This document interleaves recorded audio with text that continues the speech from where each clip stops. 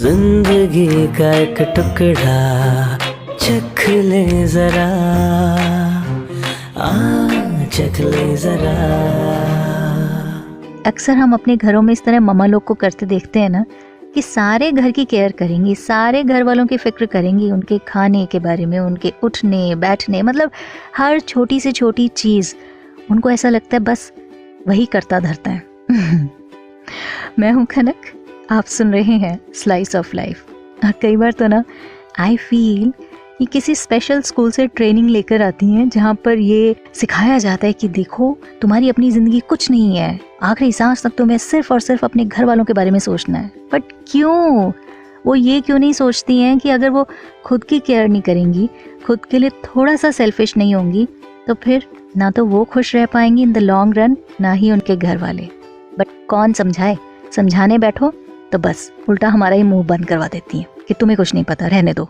जिंदगी का एक टुकड़ा चख ले जरा। इसी बात पे ना मैंने एक बहुत ही अच्छी कहानी पढ़ी थी, और अगर आपको लगे ना तो प्लीज़ अपनी मम्मा को ज़रूर सुनाना, ठीक है? बहुत टाइम पहले की बात है। एक गांव में एक मोची रहता था श्याम।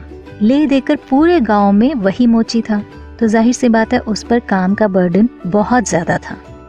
लोगों के दिन भर फटे पुराने जूतों को वो रिपेयर करता रहता था। दूर दूर से लोग आते थे उसके पास अपने फटे पुराने जूतों को रिपेयर करवाने। इमेजिन, सारा दिन दूसरों के फटे पुराने जूते रिपेयर करता था, लेकिन खुद के जूते चप्पल ठीक करने का उसको वक्त ही नहीं मिलता था। लोग कहते थे, याद करवाते थे उसे, अरे अपने जूते भी तो ठीक कर लो, पर हर बार वो यही कहकर टाल देता था कि पहले ग्राहकों के जूते तो बना लूं, फिर अपने भी बना लूंगा। करते करते शाम के जूते इतने खराब हो गए कि अब उसके पैरों को तकलीफ देने लगे थे। ध्यान न देने के कारण उसके पैरों में जख्म हो गए, और वो जख्म इतना ज्यादा बढ़ गए थे कि डॉक्टर्स के पास और कोई ऑप्शन नहीं था। उन्हें शाम का एक पैर घुटने के नीचे से काटना पड़ा। अपने साथ हुई इस घटना के कारण शाम को इतना ज्यादा शॉक लगा कि उसके बाद वो फिर कभी काम पर लौट ही नहीं पाया, और आगे उसकी वजह से पूरा गांव ही फटे पुराने जूते चप्पल पहनने को मजबूर था।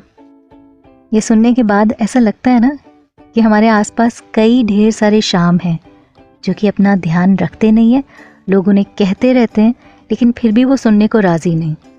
मुझे तो ऐसा लगता है कि इस तरह के लोगों को ना ज़बरदस्ती डांट कर अपनी केयर करनी सिखानी चाहिए। अगर वाकई आप उनसे बहुत प्यार करते हैं तो। जिंदगी का एक टुकड़ा चख ले जरा। मुझे याद नहीं आ रहा कि मैंने कहाँ पढ़ा था, लेकिन हाँ, पढ़ने के बाद मुझे गुस्सा भी आया, लेकिन साथ में हंसी भी आई। यही कि when you drive in India you get Chak De feeling. इसने लेफ्ट इंडिकेटर चालू किया, ये लेफ्ट मुड़ेगी, पर नहीं, इसका फेस राइट की तरफ है, ये राइट मुड़ेगी। या खुदा, ये तो बीच रास्ते में लिपस्टिक लगाने के लिए गाड़ी रोकेगी। अब बताओ, ये भी कोई बात हुई? वेल, मैं हूँ आपके साथ खनक, आप सुन रहे हैं स्लाइस ऑफ लाइफ। कभी हुआ है आपके साथ ऐसा, एग्जैक्ट ऐसा कुछ नहीं ना, बट हमारे दिमाग में ये इम्प्रेशन बन जाता है, यह इम्प्रेशन बना हुआ है कि हमारी गाड़ी के आगे अगर कोई गाड़ी है और उसमें कोई फीमेल ड्राइव कर रही है, मीन्स हमें तो उससे डिस्टेंस रखना ही रखना है, नो मैटर वो कितनी भी परफेक्ट ड्राइविंग क्यों ना कर रही हो। इट मीन्स हम ओवर जजमेंटल हो जाते हैं। एग्जैक्टली, है ना? अब चलिए, गाड़ी वगैरह के मामले में तो चलो चल भी जाता है, लेकिन जब हम कभी रिलेशनशिप्स में, कभी फ्रेंडशिप में इस तरह ओवर जजमेंटल हो जाते हैं ना, just by watching other persons frequent change in DPs या फिर आए दिन के स्टेटस अपडेट्स, हम सोच लेते हैं अपने दिमाग में कि फलां इंसान तो ऐसा ही है। और ये तो वक्त बीत जाने के बाद हमें पता लगता है, मतलब जब वो इंसान हमारी पहुंच से बहुत दूर चला जाता है, देन वी रियलाइज कि ना, एक छोटे से डाउट के कारण मैंने उसे अपनी ज़िंदगी से इतना दूर कर दिया। तो इन केस अगर कुछ ऐसी सिचुएशन से आप गुजर रहे हो, तो प्लीज़ मेरे ख्याल से हर रिश्ते को थोड़ा सा वक्त देना तो बनता है ना?